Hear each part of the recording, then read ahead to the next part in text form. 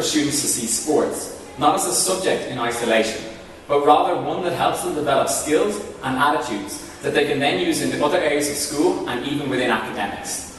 To start with, I planned an activity asking for the fastest students to run forward and write a word on the board, seeing just who would run forward from the class and the reasons why that might happen. Sprint up, take a marker, as soon as I click my fingers, you need to write what word sports means to you.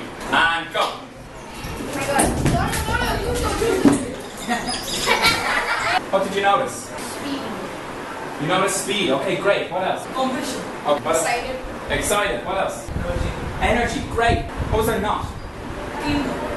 There was no teamwork. What else was there not? Girls. There was no girls. Why do you think I did that activity first? What was the most important thing of what I said that I shouldn't have said? I did. I said it deliberately. What was the most important thing that I said? Fastest. Absolutely. Very good. I said, I want the fastest people to go up there and do it. And straight away the guys were like, yes. And the girls were like, that's not me.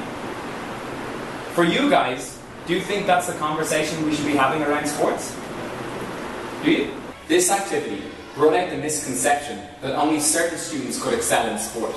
And soon, the students began to realise that an inclusive sports programme had a place for everyone, and began to define what that sports programme would look like for them.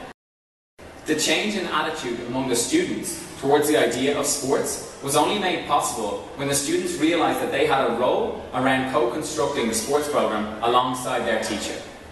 Spoken a lot, heard a lot so far. Let's do it. Let's do it. That's what I'm talking about. Can we get a bit of energy in the class? Are we excited for the first sports session? Yeah! Having fully understood the relevance of why and how the sports programme was of value to them, the students were much more engaged in the session and exhibited a much more enthusiastic and inclusive response. Therefore, the physical aspects, alongside the social and emotional, were also covered within the sports programme. More important than the physical exercise involved, dialogue is absolutely critical to a successful sports programme. The students need to be constantly brought back to the relevance again and again in order for their attitude and approach to remain as positive and inclusive as it was at the beginning.